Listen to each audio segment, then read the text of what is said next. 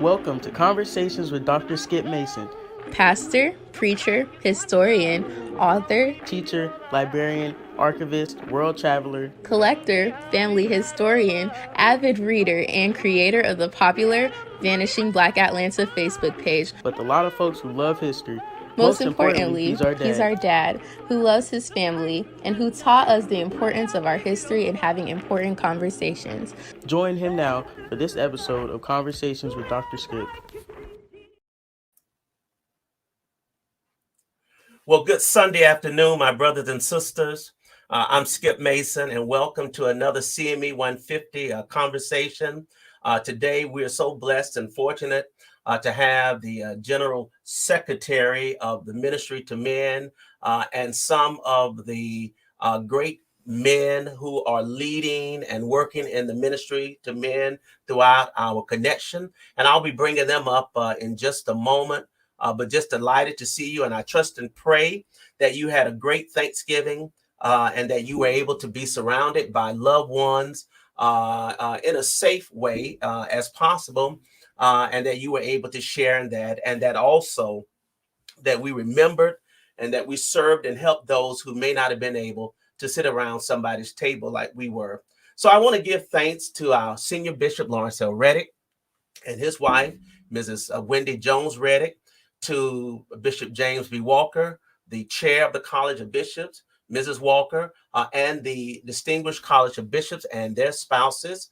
And let me thank my bishop, Bishop Thomas Lewis Brown Sr., and Dr. Louise Baker Brown, and of course, Bishop Walker and Bishop Brown, chair and co-chair, the CTI committee that makes it possible for me to come to you, and Dr. Teresa Duhart, for her support, who finally made it home after a very adventurous day in the airport. If you saw her post on Facebook yesterday, we are so glad that she made it home. Just a couple of quick announcements before I bring this dynamic, stellar group of men up. A couple of things that I want to share with you. Tonight, you will have the first installment of the virtual Advent Revival, sponsored by the Phillips School of Theology Alumni Association, and Reverend Dr. Reginald Walton will be bringing the word in. It is a Zoom webinar, so you can go on the CME Church's webpage to get that information to join in at 7 o'clock for that. This Tuesday is the final installation of CME Grow Dialogues on Developing Vibrant Congregations, hosted by Dr. Leon C. Moore, our General Secretary of Evangelism and Missions, this Tuesday, I believe, at 9 o'clock p.m. Eastern Standard Time. And it has truly blessed those who have witnessed it and those who have watched it. We're getting ready for the 151st Founders Day activity for our church, Saturday, December 18th, 12 o'clock noon. And you should have received some information regarding that as well. And we are looking forward next week to our CYF, our CYAM coming and joining us. I'm excited that they will be with us. And we have some wonderful persons who will join us on next Sunday. All right. So I'm ready. I'm ready to bring up the men. As Dr. Leo Pinkett says, it's time to do what? It's time to man up. And so let me bring the guest on today, and then I will introduce them. Just a second. And we have a house full today. Amen. And we also have two others, I hope, Brother Smokes and Brother Magwood, who will be joining us in just a moment. Well, good evening, gentlemen. Brothers, how are you? All is well. All is well. All is well. Beautiful energy. Can we get some enthusiasm? Man up. All right. Well, so let me just say I'm so delighted to have you here today. I wanted to have this conversation. I've had Dr. Pinkett on before to tell us a little bit about what he does, but this time we want to bring some of the soldiers on who are engaged and involved in doing the work. And so today we have Dr. Bryan L. Champion. Dr. Champion is a member of Bunton Memorial CME Church. Let me put Dr. Champion up here so you can see him, a member of Bunton Memorial CME Church, the 7th Episcopal District Ministry to Men coordinator. We also have, hold on just a second. All right, there we go. We have Brother Richard Williams out of Trinity CME in Durand, Georgia. He's a Ministry to Men coordinator of the West Georgia region. We have Brother Eric Searcy from the Power Church and Good News CME Church, Atlanta Rome District, the Ministry to Men coordinator, 6th Episcopal District. We have Brother Anthony Smokes out of the New York, Washington region. He's the regional director, and he lives in Egg Harbor, New Jersey. We have Brother Willie Jackson. Brother Willie Jackson is from Lane Chapel CME Church, the 8th Episcopal District M2M coordinator. All right, and we have Brother Nathan Love. Brother Nathan Love is from Central Metropolitan CME in Jacksonville, Florida, the North Florida District region, and of course the fabulous, flourishing 5th Episcopal District.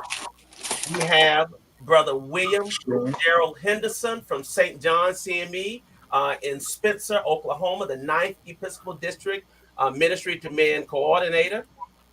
And we have Reverend Dr. Jason McLeod, Mount Zion and Winans Chapel, CME Church, the 4th Episcopal District, Ministry to Men coordinator. And last, but certainly not least, we have the leader of leaders, Dr. Leo C. Pinkett, the General Secretary of Ministry to Men, the 6th Episcopal District. Glad to have you again, and we're going to jump right into it. Those of you who are able to mute your lines, if you're not speaking, that would help with any background noise. Just make sure that you unmute before you speak. So, Dr. Pinkett, we're going to start with you and jump right into this conversation because you brought your soldiers today to tell us a little bit about what they've been doing. But for those who are not familiar with Ministry to Men, and what it does and what it means to the church, can you just take a moment or two and tell us about Ministry to Men? Certainly, Dr. Skip, and to all of the fellows that are on this evening and those that's listening in, I'm just going to say happy Thanksgiving, a little belated, but I know we still have some trimmings to finish. But it's been a marvelous time. I'm so happy that you could be with us today. The Ministry to Men has not missed a beat, even during the global pandemic. We've been connected with our brothers around the connection and across the waters even, using our Zoom and other technology platforms that will connect us and keep us involved with each other. Our total focus primarily on this department is leaving no man behind, doing ministry to men and younger men to make sure they're in the body of Christ and connected throughout our Zion, throughout the world community, and in our homes, and especially our churches. So we're looking forward to what the gentlemen have to say. They've been busy. We've been connected all along and continue to be. It could have been others on that were able. Hopefully they're listening in. But we're so happy and excited about the ministry that's taking place and yet to come. So thank you, gentlemen, for joining us this evening. And please feel free to smile even and man up as we present ourselves. Thank you, Dr. Pinkett. So let's jump right in. We're going to start with you, Brother McLeod, Dr. McLeod. Tell us a little bit about the work that you've been doing with the Ministry to Men in your area, please, sir. And good evening to each of you. And thanks to both you, Dr. Skip, and Dr. Leo for engaging us in this conversation. In the Mississippi South region, I pastor in Centralville, Mississippi, which is the southernmost tip at the corner there above Baton Rouge, Louisiana, and down below Macomb. And our region ranges from as far north as right under Grenada, Mississippi, to the coastline. And one of the things that we are adamant about is understanding that men like to gather and to support one another. So we have enacted an opportunity for our men to mentor a youth. We want to make sure that the ministries to men is not just a focus on the annual conference level, but a focus on the local level. And mentoring a youth is one thing that we do throughout the year, um, that we would ask in the local church, their ministries to men, to gain and give the opportunity for one of the younger men to shadow or to be supported by one of our older or more seasoned men, and to report out on what activities transpired or what they have done. We also work throughout the year. At the end of December each year, we have a praise the old year out, new year in. And each particular year, we have a particular theme. Last year was overall things praise. We sent the men, all our men were overall and came together and we worshiped. And we did it virtually. And then the year before that, we did it in person. And it was whose team are you on? And of course, they put on their favorite jerseys for that event.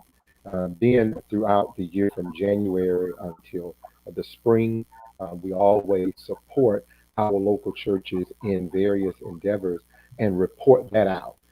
We're not trying to add things on to the men. We're trying to highlight what they're doing to ensure that men are active. Because a lot of the things that have transpired is we haven't showcased our men enough for the actual things they're doing. And so between January and the spring session of our spring reporting meeting, we gain insight from our local churches on what those particular men are doing. We get with their presiding elders, and we have a man of valor or a rising star opportunity in our annual conference.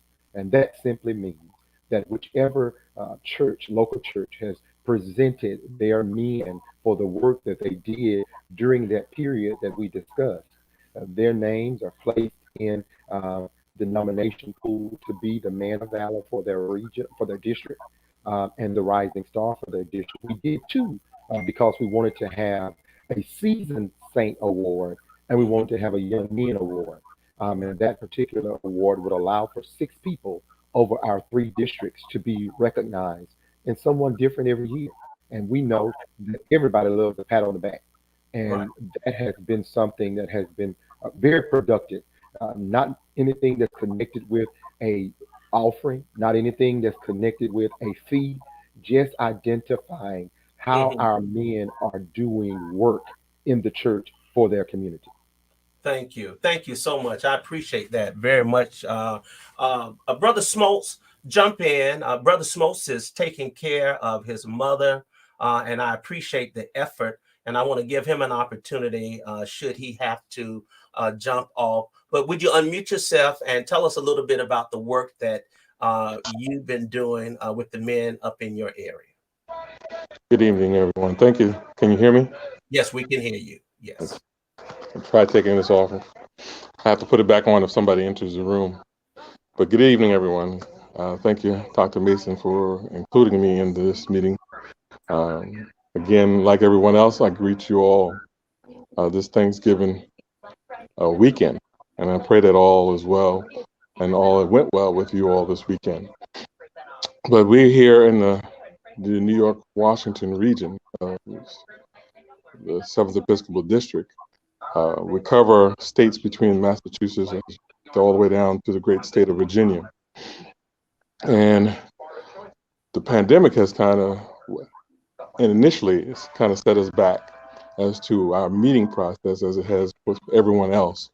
So what I have developed along with the coordinators, 3 district coordinators, which is Dr. Bryan Champion, Reverend George Dix, Dr. Bryan Champion in the Washington, Virginia district, Reverend George Dix in the Philadelphia district, and Reverend Dr. Jeffrey Wheeler in the New York, New England district, is we came up with the barbershop, Zoom meetings that we have on a monthly basis. And started out in our own Episcopal district, but we've reached out beyond our Episcopal districts into other districts, such as the 8th, such as the 9th, such as the 6th. And we've gotten brothers to come in from all across the country to our monthly meeting, which is held on the first Sunday of every month at 6:30 Eastern Standard Time. And barbers are both lay persons as well as clergy. And in that conversation at the barbershop, it takes place as though that you were in a regular barbershop. We joke around, we talk about health issues, we talk about sports, we talk about politics, and we also may have a little preaching going on. Whatever it is, whatever the topic that the barber wants to present is what we're going to be talking about on that day. I don't know what they're going to present. We've had Brother Champion present on one topic. We had Dr. Pinkett present during National Ministry to Men Day. I stay in contact with my brothers throughout the district, throughout the region, and if there is something that they want, something that they don't need, I try my best to help them with it. This is a relationship ministry. It goes beyond CME Church. We've had brothers who are non-CMEs, who are AMEs that join us, who are Roman Catholics who join us, who are Baptists who join us during the meeting. So we've reached beyond the walls of the CME Church to try to talk to speak with brothers who are non-CMEs. And it seems to be working very well. Everybody is excited about it. They always want to know are we going to have it this month, or who the next presenter is going to be. And I try not to give any advice or let them know who the next presenter is going to be until the last Sunday of every month, to make sure that they keep coming back. We've had visitors such as the Christian Index, Dr. Spraggan. Dr. Spraggan, thank you. I can't think of his name. Yeah. And who've come and joined us, and Reverend Wayne Williams as well. Right. So we get visitors. We enjoy the fellowship. We enjoy the friendships, and from these things, from this fellowship, from these friendships, we have come to worship with one another as well. Right. So let me stop you there. Thank you for sharing that. That's a tremendous idea. This barbershop event that you all do, and we're going to hear from all of you about some of the things that you're doing. But Brother Henderson, what is the most important aspect of this ministry to men? What have you gotten out of it? What do you think brothers who are engaged in it get out of being a part of the ministry to men? Brother Henderson. Let me first say good evening to everybody, and to make one correction, I am the coordinator for the Oklahoma region and not for the 9th Episcopal District. Okay, so noted. But what I get out of ministry to men is just the fellowship of men primarily. We've had retreats about every year. The pandemic has interrupted us, but we've had retreats. We've had the boys, the youth, and the men to come to that retreat, and there we fellowship with scriptures, sermons, Sunday school lessons, and fun. And it's a 2-day event where we get together and just enjoy each other and to enjoy fellowship with our Lord and Savior. And then we have on that same weekend, we have a Men in Black program, a service, where we have all men doing the ushering, the taking up collection, the preaching or the talking. We just have a sermon, and we've even had our good leader, Dr.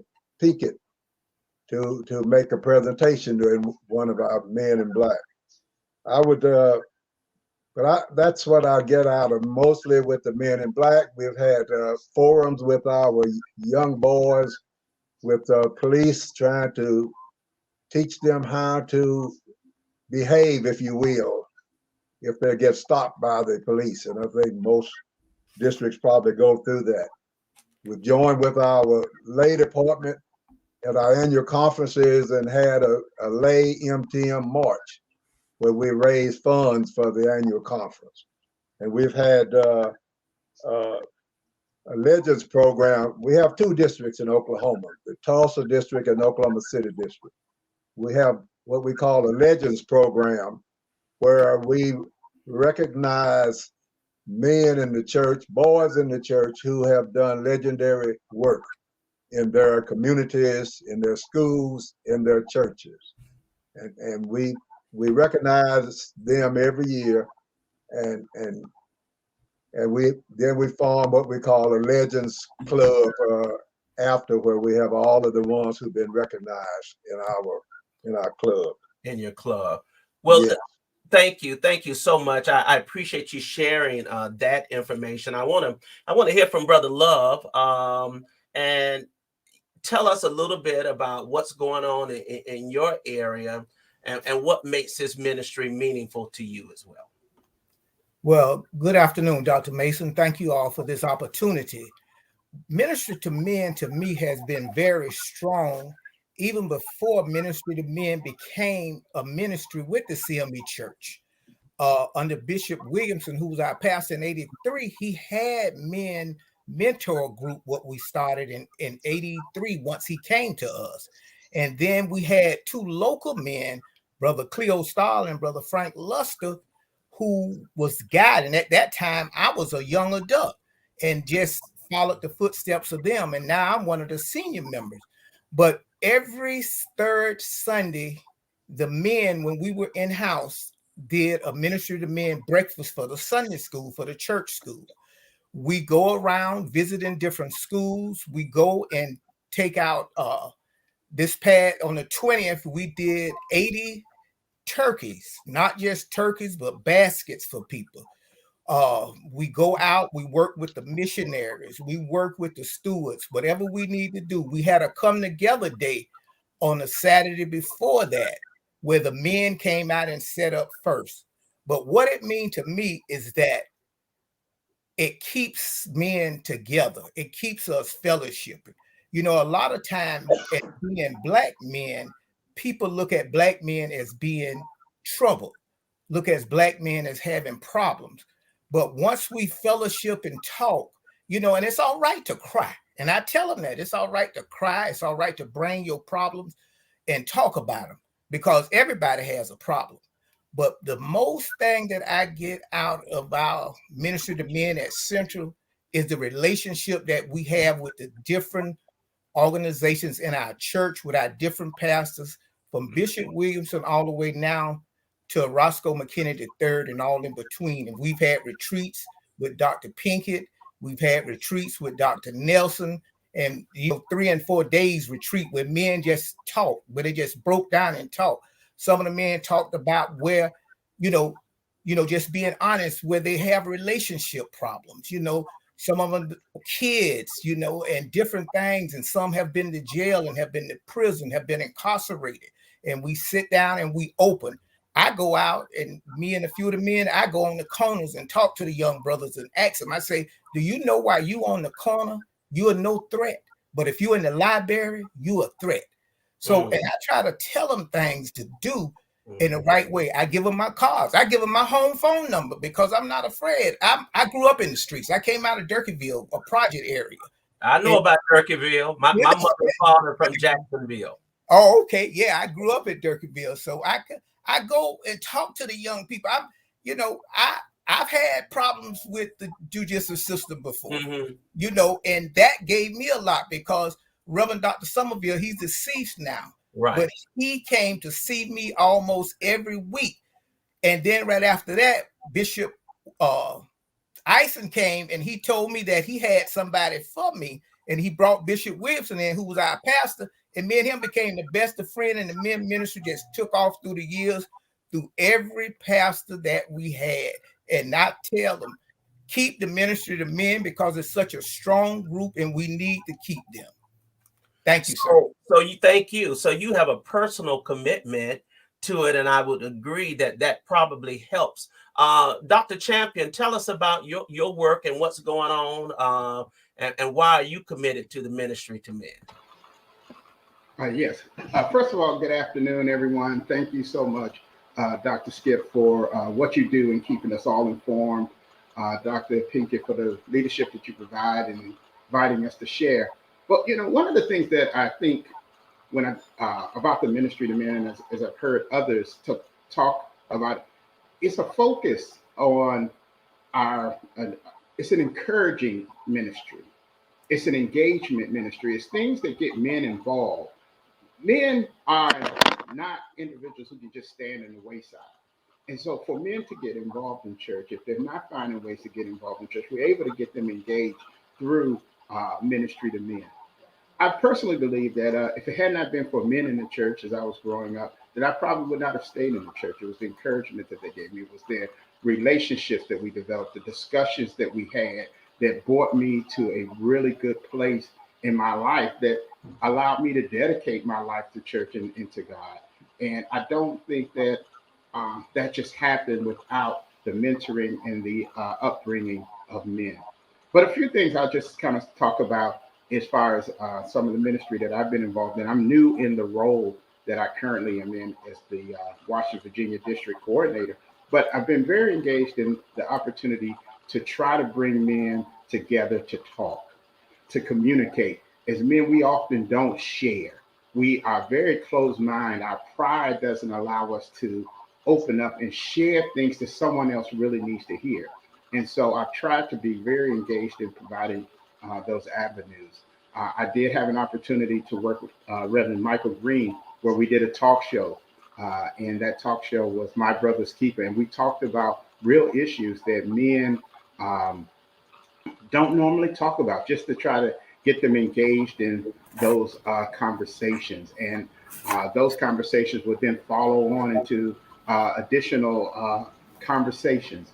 What I am hoping to do in the near future, February is Black History Month, as we all know, and the theme in 2022 deals with health disparities of the African American community. And I really like for us in our district to focus on some type of event where we really bring African American men to a stronger awareness of their health. We don't get health care because we are afraid to get health care sometimes. It's not because it's not provided to us, but we just, as men, we try to solve our own problems rather than going to see the doctor. And I can witness to the fact that if I had not gone to see the doctor at one point in my life, that I may not have made it through the night. But I was trying to convince everyone not to take me to the doctor before someone actually had me to go. And I was told, if you had not come in here, you would not have made it. And so that's another thing that we as men have to really look at, our stubbornness. And we get through our stubbornness sometimes by having conversations with other men. Yes, indeed. Thank you. You said a mouthful, Brother Champion. And I like the emphasis on health issues for men. I think that is very important. And certainly something you probably have done, you all, but certainly something we need to continue. Brother Jackson, why don't you go ahead and chime in and tell us a little bit about the work that you're doing and why you're committed to the ministry to men as well. Then we will get Brother Williams and Brother Searcy. Okay, thank you to everyone. Thank you for inviting me to be a part of this group of working men in the CME Church. I'd like to say that what got me involved in ministry to men was running into two people, really. One was Dr. Leo Pinkett, and the other was Vernon Johnson. And they got me involved in it because they talked about a ministry that I talked about a lot, which was, I say we do a lot of talking, but we stay on the front porch. We never get off the front porch. We just talk about it. They talked about a ministry that got me in off the porch and working. And to that end, we have a lot of work that's being done here in the 8th from in Southeast Texas. We have our Friday Night Live. We have ministries where we go out and help seniors with their homes. We have ministries where I call it the winding chain, where we sit down and we talk to young people in the church and just give them a voice so we can hear what they have to say. In DFW Northwest, we have Touchdown Tuesdays, which is a Bible study. Mm-hmm. We have the men and women's community ministry that goes out and gives clothes, food on a monthly basis, not to mention their weekly Bible study. In East Texas region, we have a Saturday Bible study every Saturday. And in East Texas, they do a lot of barbecuing with their fellowship over there. So they get down at the table, they barbecue, they get folks together, and the men get together and they do work. And so that has allowed us to touch a lot of people. Now, one thing I would like to say is that the pandemic has not slowed down anything here in the 8th. I think it's been of a boon to ministry to men as a whole. We still have our 3-day retreats. We still have our 6 o'clock every Friday and Saturday morning men's prayer service. And we have up to 20 men on Zoom for a prayer service at 6 o'clock in the morning. And it does my heart good to know that that many men are committed that early in the morning just to be with other men. Wow, that's amazing.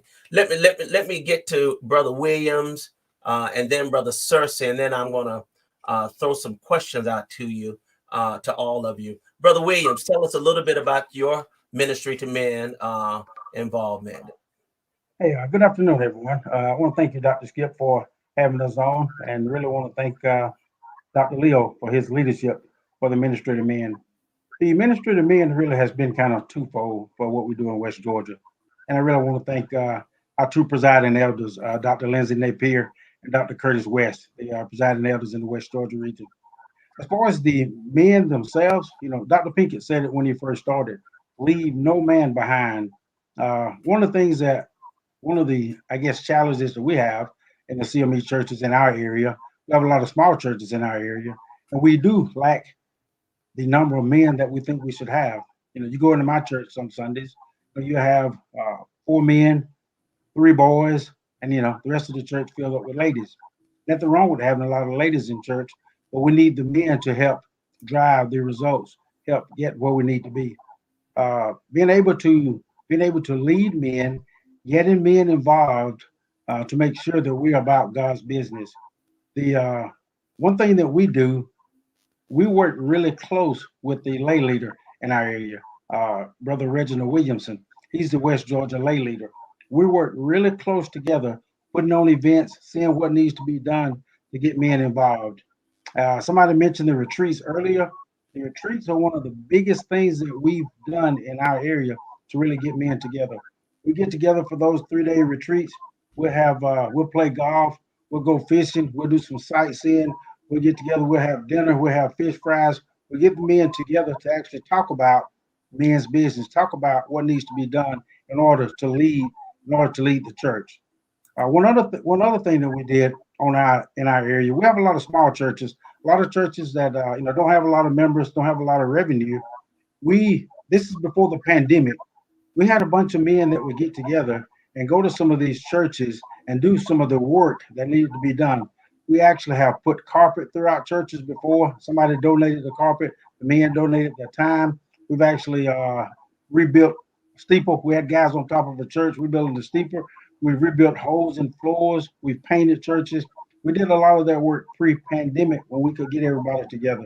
So we do a lot of that kind of work. The men prayer breakfast, getting men together, getting a speaker to come in and talk. All their work has been very helpful in keeping us together. And Brother Smokes talked. I even tuned into the barbershop, give me a trim every now and then on the meetings that he was having. We stayed connected with the Zoom meetings. we had a meeting every Monday night earlier, the first part of this year, with Pastor AJ. We used to get on those meetings and listen every Monday night to what was going on with men.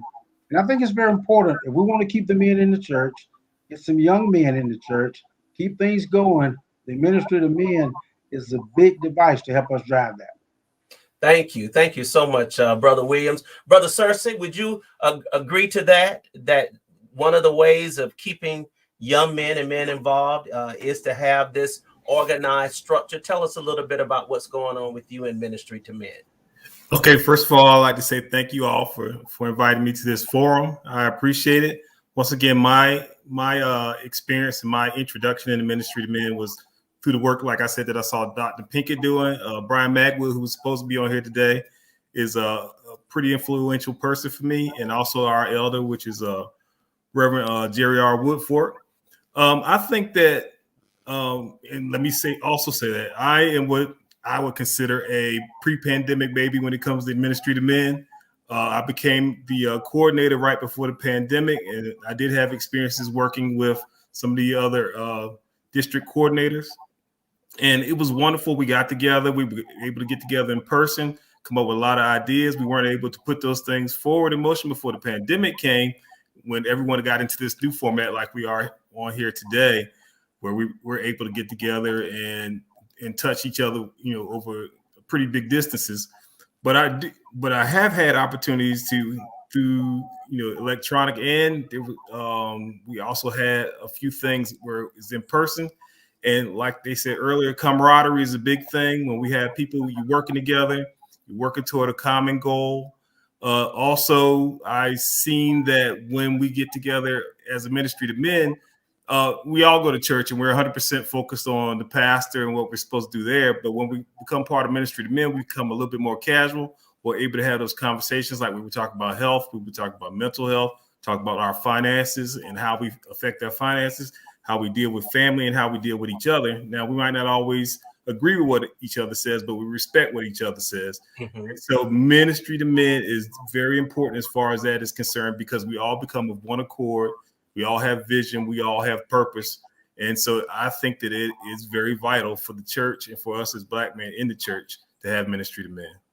Thank you. Thank you so much, Brother Cersei. So Dr. Pinkett, what's going on in your mind when you hear these reports? I know you are in touch with your coordinators regularly and often, but when you hear about the work that they're doing, and particularly during a pandemic, what's going on in your mind? What are you thinking about? I know that God is at work. One thing about it, I can look in the faces and hear what's being said and ditto the fact that it's true.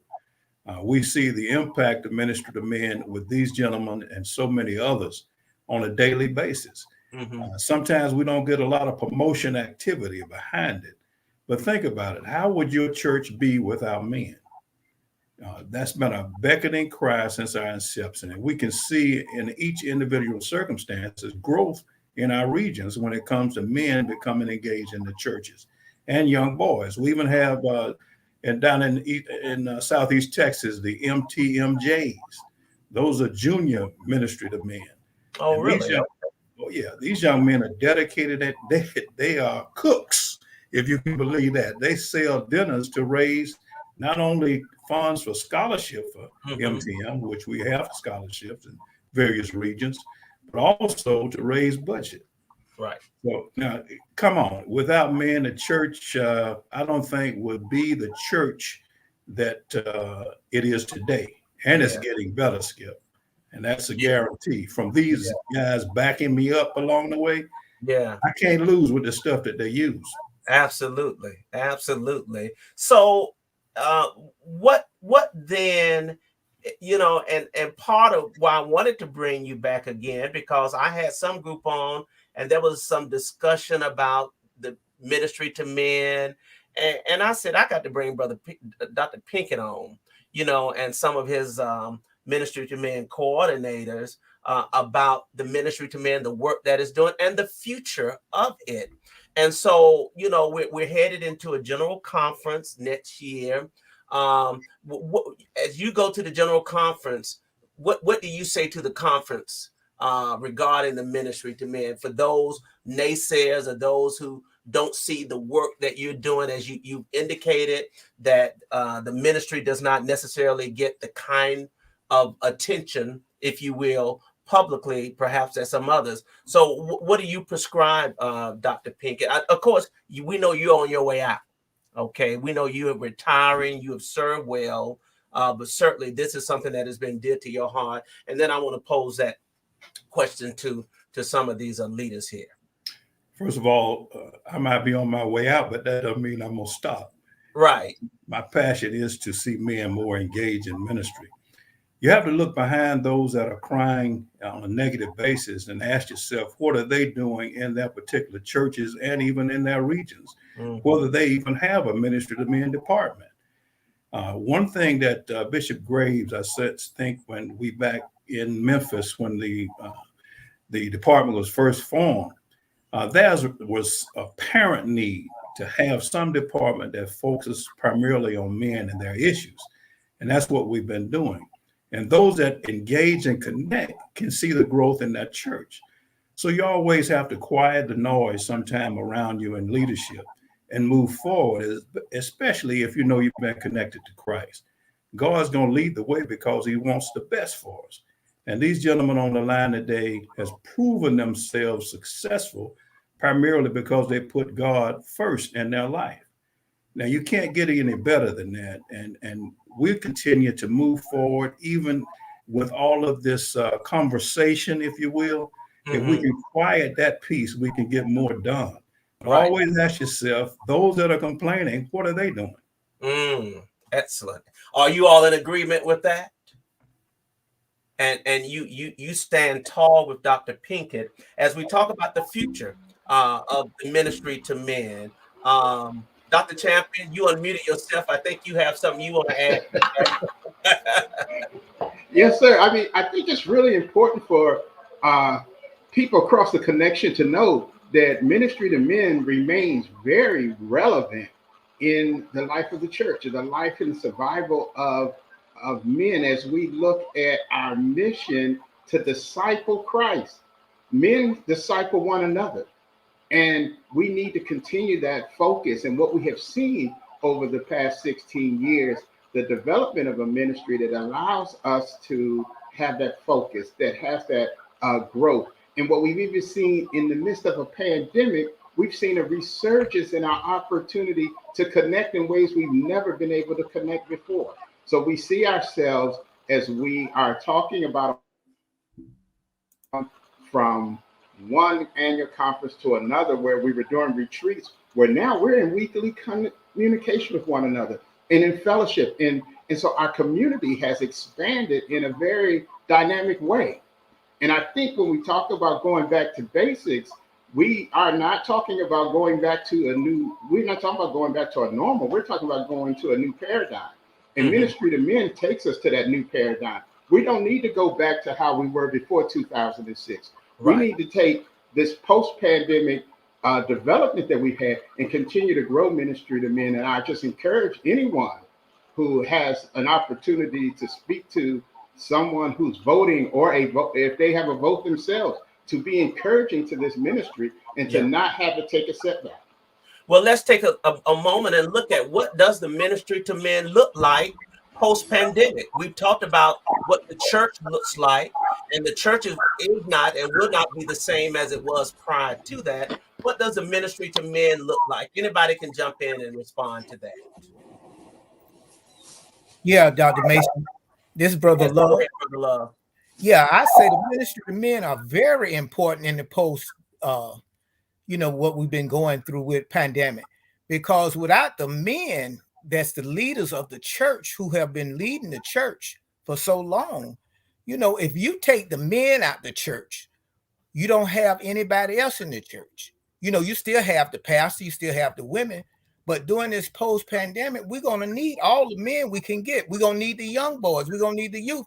And, right now, we need to try to get as many young people as we can to come back to the church. We losing our young adults. We using our youth. We even losing our children. So I think it's very important that we keep the Ministry to Men program, even though in 2006 it came out of the lay department, But like I said, we've been having ministry to men long before 2006 at Central. And we take the lead working with our missionaries, with our stewardesses, whatever it is, the ministry to men set up. We had a health fair not long ago. The ministry to men was the one who went up and set up. We were the one closed down. We were the ones who coordinated the health fair, because in our area in 32206, we have people that don't go to the doctor, they go to the hospital. But when they go to the hospital, they sick. So we try to get them to come to the area where we have the health fair. Like I said, the ministry of men are very strong. It's a very strong organization in the CME church. And I think it would be a shame if they try to move the ministry of men out of the CME church. Thank you. Thank you. Are there cases that, and you don't have to be specific, where the ministry to men is not supported in some of these churches by pastors? Are you all aware? Is that something? I mean, what makes a successful ministry man? Support of the pastor, support of the lay, etc. Anybody want to jump in and chime on that, Brother Jackson? Well, there are several cases that I know of, even down here where ministry to men is strong, that the pastor does not support ministry to men. It's also regions where the bishops don't necessarily support ministry to men. It's in the discipline, but it's not truly supported. It's not pushed. But my question to people, there's an old saying, if not us, then who? If not now, then when? It's our time to make a move because our church needs us. That's the why and the when of it all. Right. The CME church is suffering. Yes. Talk about the CME church being in need. And it's time. It is our time as men. God has called us to lead.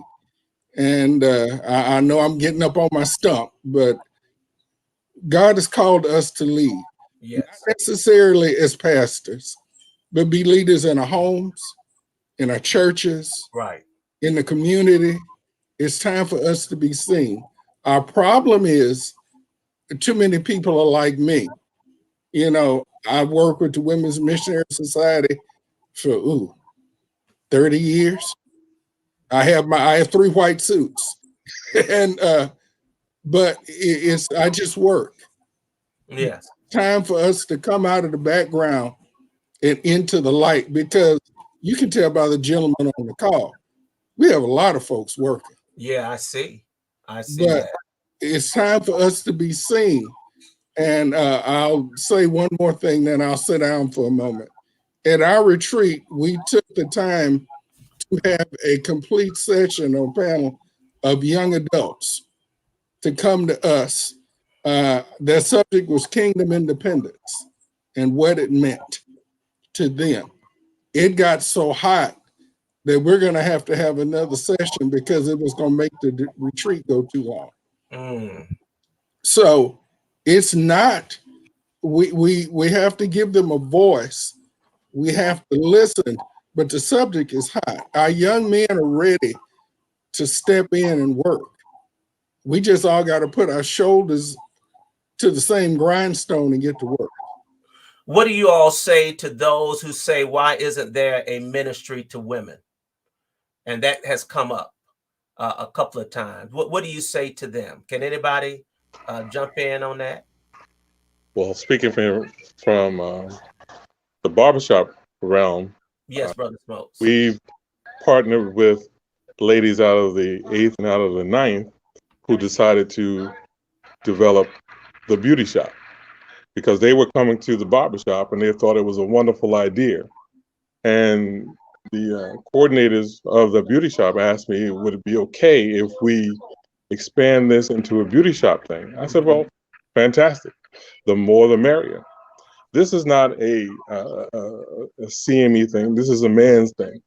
Dr. Pinkett has gone out beyond the walls of the CME church and connected us with other denominations, with AME and AME Zion churches, to where the CME Church has become the leader in ministry to men.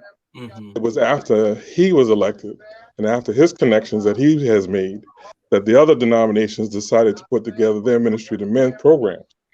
And so I see the CME Church leading from the front. If you get rid of the ministry to men, then we fall in the back. You can't let the cart lead the horse. You have to let the horse lead the cart. And Dr. Pinkett was the horse that was leading us throughout our denomination as well as other denominations as well. It's a networking thing. Right. We have to network within our denominations, outside of our denominations. Within the seventh, churches have been doing very well as far as during the pandemic. Even though we haven't had the retreat, they've also all been carrying on doing their own thing during the pandemic, which is fantastic. As well as here in my small town of Egg Harbor, New Jersey, I've connected with a non-denominational organization of men who, and that was like on a whim.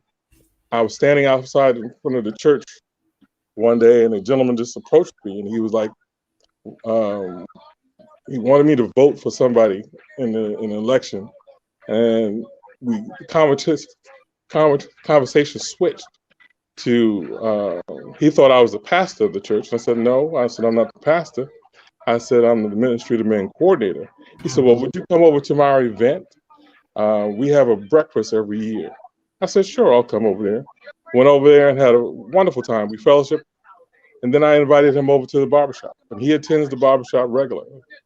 And he's enjoyed it. So these are things, network, fellowshipping. Sure. I think it was I can't see the name, Brother Williams, somebody had mentioned about playing golf and stuff like that at our retreats.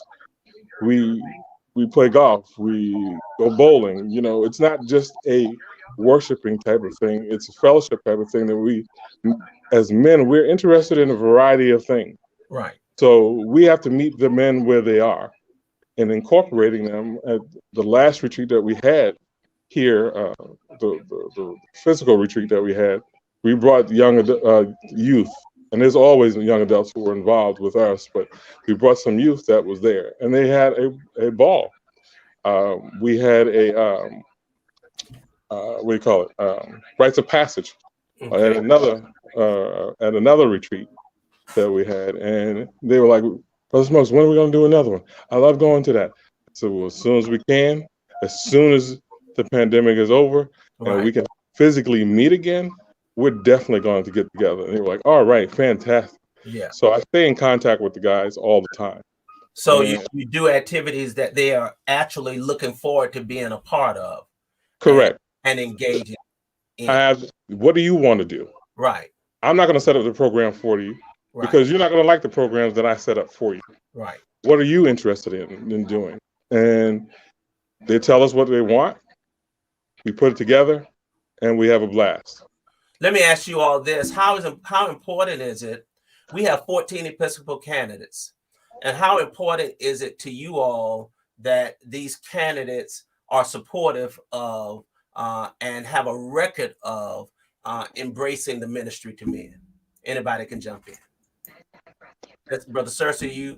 Did you unmute? Go ahead. Yeah, I'm muted. I think it's very important. Once again, it has to be somebody that engages, because even though I don't know if we want to admit it or not, but we all need someone to look up to. And that person has to be somebody that we look up to. And when we look at them, we say, okay, these are all the things that we hope you do. And of course, as coordinators, as leaders, we want somebody who's going to lead, right? And the only way you can lead is if you're 100% committed to that thing that you're in charge of. So, okay. I think that. Go ahead, Brother McLeod, Dr. McLeod. I think that it's very important that all of our candidates understand the essential mold of each part of the church. As we say, one body has many parts. Right. And understanding that each of those parts are sufficient at its own rate. And in the ministry to men, going back to a question you stated earlier about are we able to move forward in the various regions or particular districts based on the support or lack of. That's one of the things that's going to be essential is through the episcopacy. When I began working with the Ministry of Men under Bishop Brown, there was a focus in our region for ensuring that the ministries to men were able to do fellowship, were able to grow. And that's where we began our process of not trying to outshine what was already shining, but Mm-hmm. trying to build up what you're already doing. Right. One of the things in the CME church that we find is a battle for the sunlight. And that just simply means who can raise the most money, who can Okay. be at the conferences the most, who can do the most. And those things, we already have the queens and kings of that. Now we need the kings and queens of ministry, of Mm-hmm. God showcasing. Mm-hmm. And that's where the ministries to men is more vital than ever because we've never been the one that's been the first group at the annual conference. We've always been the one that have almost been last. So when you see that, the last shall become first, Yeah. that's a powerful statement in the ministry to men because our work is bringing us to the forefront. Our love for one another shows that you don't have to put me in the front. Yeah. My grace and the mercy of God in our ministry will showcase what we need to do. But that comes from training, and Sure. all of these men are sharing how that training is being imparted in their various regions. But if the new episcopacy that's coming in, because we're getting forward, if they are not supportive of all ministries at their finest hour, and Mm-hmm. that's not during annual conference, Right. that's leading up to annual conference. That's making sure the people are working to get there. Delegates aren't chosen there; they're chosen before they get there. So that work that is in the barbershop, the work that's in the mentoring, the work that's in the fish fry, the work that's over at the golfing field, making sure that our men are working together touching and agreeing that with God we can do things, that's what's going to make the difference. Dr. Williams, the presiding elder for the Greenwood Jackson district, shared with us, with my church and the ministries to men as we did faith, family, and finances here in our last quarter. That was a meeting where we had a banker, one of our pastors is a loan officer, we had one of our real estate agents, one of our community bank representatives, and a credit repair consultant, where we sat down and we did, just like we're doing now, a panel of Mm-hmm. discussion on how can we move forward. Because one of the things we find in as one of the panelists said earlier that men won't speak up of things we need. Going Right. to the doctor, I think it was Dr. Bryan. He wouldn't go to the doctor until it was almost too late. We won't ask for help financially until it's almost too late. We don't Mm. want anyone to know that we don't understand how to help our children do things Sure. until it's almost too late. So Yeah. these are conversations that are not in the midst of the crowd, but preparing you to get in the crowd. Get And in. that's what Ministries to Men does. Excellent. Excellent. Brother Henderson and Brother Jackson and Brother Williams, what are you all looking for in the next General Secretary of Ministry to Men? Brother Henderson, what are you looking for in the next leader of this great ministry? I would just say that I would look for the next General Secretary of Ministry to Men to be a clone of Brother Pinkett, in the sense that he has demonstrated by his willingness to come to a small state like Oklahoma, to our retreat, to our services, and to make his presence there and teach us how to say man up. Mm-hmm. I would like for the next head of the ministry to men to to expand on those programs that Brother Pinkett has started, and create some programs that various districts and Episcopal districts and regions can latch on to. And I think the pandemic has, created for all of us new technologies that we can use Yes, sir. that we didn't think about before the pandemic, but now we can use them even though we're starting our in-person activities again. Mm-hmm. But for that leader to just be not only one who writes program, but one who gets out and shows us his interest in those programs and in those MTM districts. Thank you. Brother Jackson or Brother Williams, you all want to chime in on what you're looking for in the next General Secretary? Well, I'll chime in. It's kind of a loaded question since I'm one of the aspirants for General Secretary in the next. Oh, I honestly did not know that. So, okay. So, but I would ditto what Brother Henderson said. If you look at my campaign as honor in the past with an eye on the future,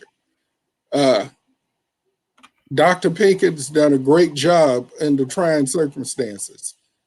The next General Secretary's job is to stand on the shoulders of that giant and build on. We talked to all these gentlemen. They all have programs going on in their areas. Our job is to make sure those programs go on in all areas. Mm-hmm. If you go to, and I use Women's Missionary Society as an example, their programs go on in all Episcopal districts. Okay, we have to get that going so that we can be more seen. You know, I think John Wesley said that the church had become great at evangelism, but they were terrible at discipling. Methodism was created to make disciples. We need to get back to what we were created to do, which is make disciples. Mm-hmm. You can only disciple people if we're out there working. I love hearing Brother Henderson talk about taxes. Right. That's what he does for a living. You have other people with other expertise. We need to take advantage because we have a whole lot of men with a whole lot of skills. So what I want to do, Brother Jackson, since you are a candidate that I did not know, I'm inviting all of the candidates back. Uh-oh. Okay. And so yes, you'll have a chance to make your case to any candidate that is out there. Please know that you will be invited back, and I'll have the candidates for the Ministry to Men and other General Secretary positions as well. So I'll reach out to you the early part of the year, and we'll bring you back. Brother Williams, are you a candidate? Let me ask you that first. No, I'm not a candidate, but I'll tell you one thing I will say. I don't think that anybody would doubt that Dr. Leo has done everything he can for the Ministry to Men. When you say Ministry to Men, if you look it up in the dictionary, you're gonna see his picture right beside it. The next candidate needs to be someone who really has some of the characteristics that he has. They actually need to spend a little bit of time with him to understand what he has done over the years to make this such a successful venue. And I guess there's some naysayers out there somewhere that think that this department is not needed or not doing what it's supposed to do. I'm not sure where they've been for the last 16 years, but what Dr. Pinkett has done for the Ministry to Men over the last years has been great. The next candidate needs to come in with some of his characteristics. He needs to be Dr. Leo Pinkett-like and really work hard to keep us going the way we're going right now. Amen. I love that. Dr. Leo Pinkett-like. I like that. So, Dr. Pinkett, as you retire, where do you see the Ministry to Men going in the future? First of all, I see them going even stronger in numbers and in anticipated action throughout our Zion. And I want to stop at this point and just give kudos to our chairman of our department currently, which is Bishop C. James King, who's led us over this past quadrennium very effectively and supportedly, even during challenging times in his life. And I just let the fellows know that I talked with him the other day. He was on the road and he was going to try to listen in today. So the kind of support that you garner from the Episcopal leadership, who's over the chair of the department, has an impact on the ministries that will be effective in each Episcopal district. So the other piece is you have another candidate on this line today, which is also Anthony Smokes. So those two candidates have been running since the inception of the beginning of time when it was allowed to present themselves as effective candidates. And these two gentlemen has exemplified nothing but the best qualities as far as men are concerned in the development and growth of our department. So for the future of our church, everything rolls up to the 2022 General Conference. No matter what is presented, it has to be voted on. Any changes in departments or any changes in any form of our discipline is by way of vote. Right. So I would ask you to support those who are actually delegates to the General Conference and get behind whatever actions is to take place. If you want to see this department flourish, maintain, and grow, make sure that they are aware of it and move accordingly. So I want to thank you, gentlemen, for being a part. We're excited about the balance of this year even, not talking about next year and the years to come. Thank you again for your leadership and your time, especially today, and your support in ministry to men and those that will stay connected with us. Dr. Skip, love you, man. Love you more. Your kids have grown. I saw them after they ate from your table.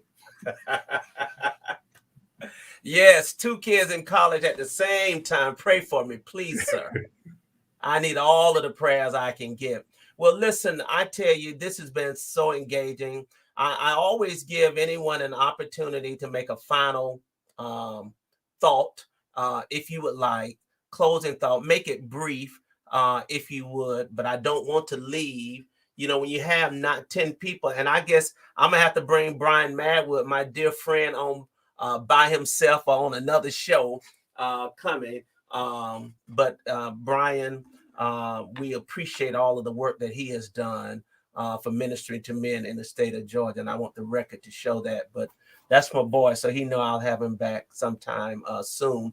But if you have a closing thought or statement, briefly, please, because we want a little break before we get to, I did mention that the Phillips School of Theology was sponsoring a event immediately. Well, not immediately, but at 7 o'clock, which is their Advent revival. And the first one is tonight.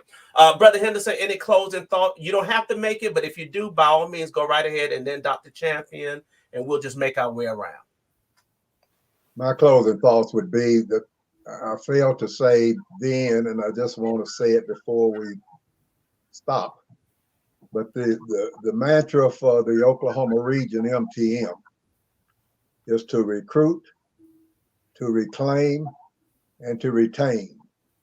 Because I think whatever we do, we have to have men and more men to help us do it.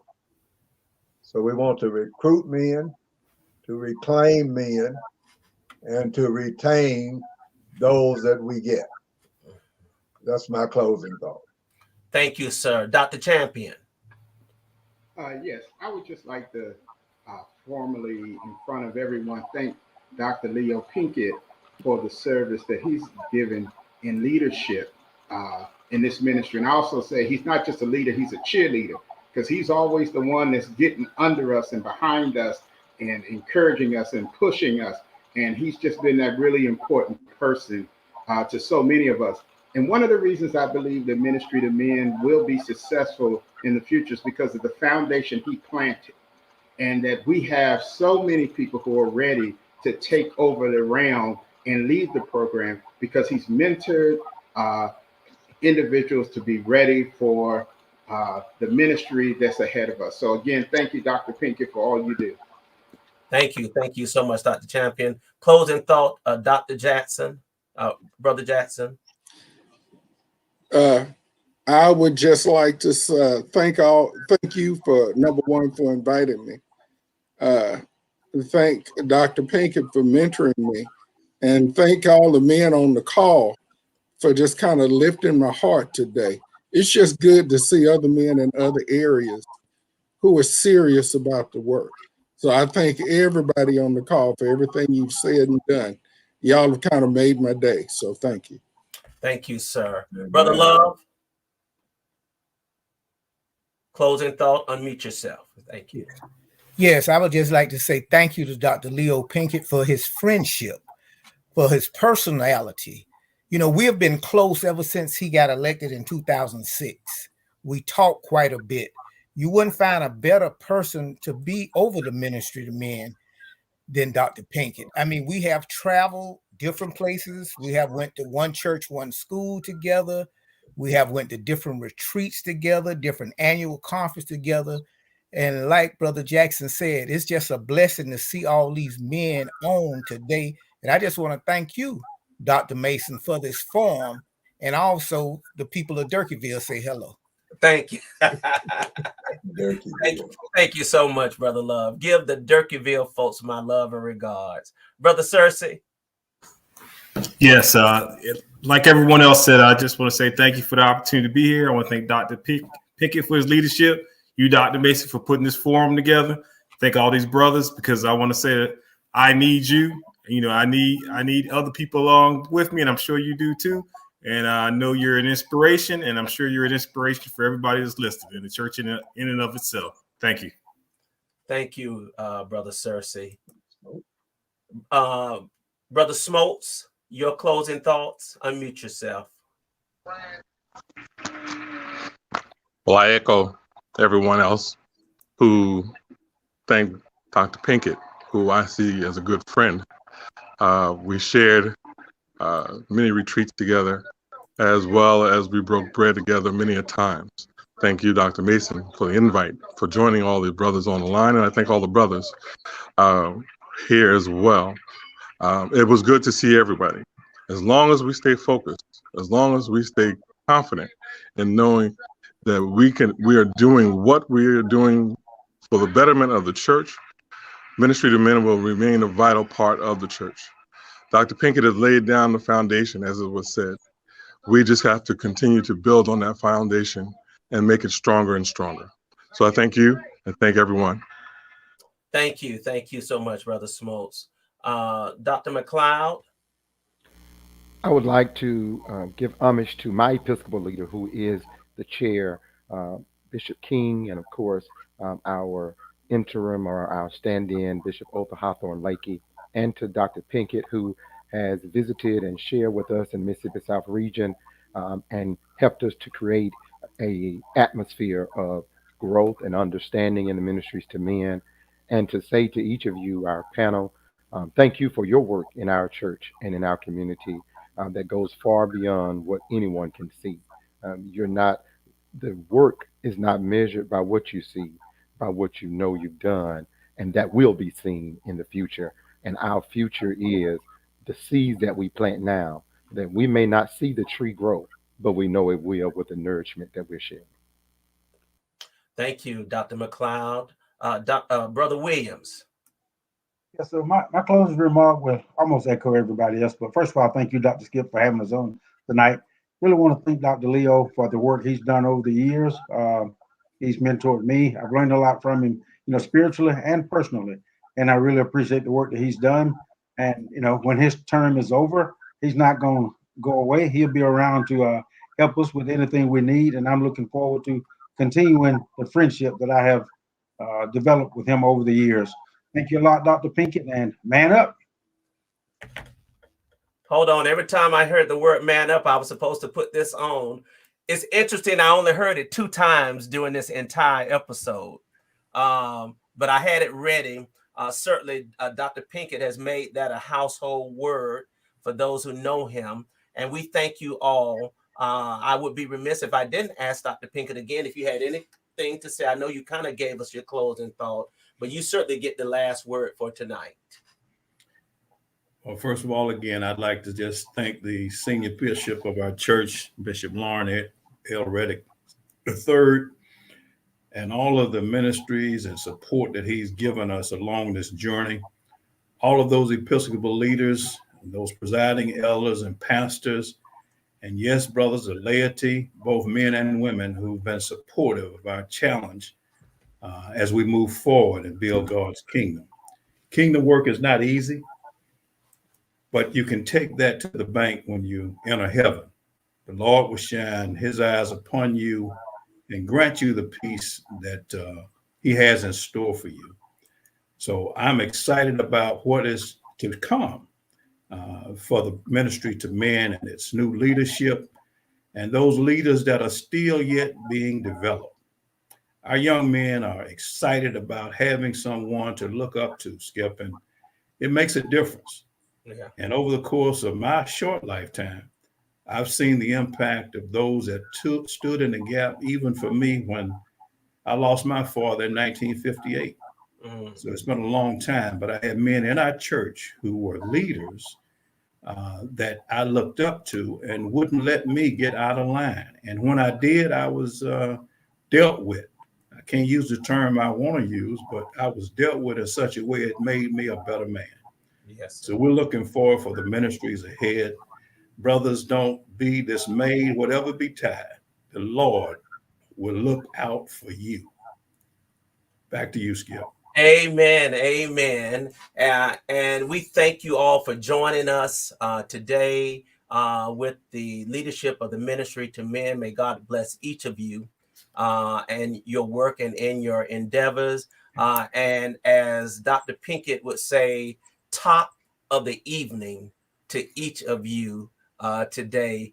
Go in love and go in peace. And we thank God for all of you being here today. And we look forward to seeing you next week for another episode of CME 150 conversation. Don't forget that at 7:00 p.m. tonight, we have the Advent Revival. On Tuesday, again, we have the See Me Grow. And next Sunday at 5:00, it'll be my pleasure to sit down with the Connectional Young Adult Ministry as we get an account of the great work that they're doing.